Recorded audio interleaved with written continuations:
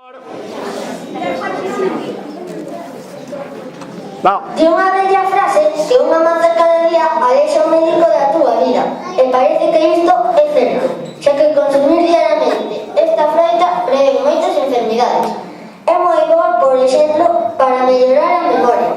Así que a partir de agora, unha maza comerás e boa memoria terás. Pero xa sabían os nosos compañeros de segundo, cando se pediron esta froita.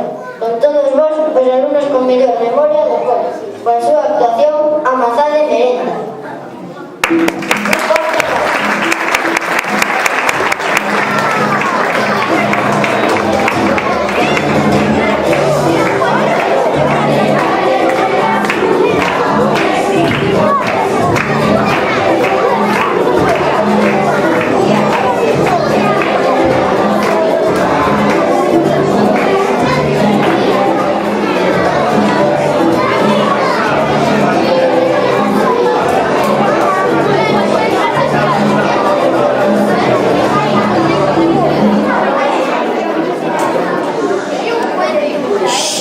¡Silencio!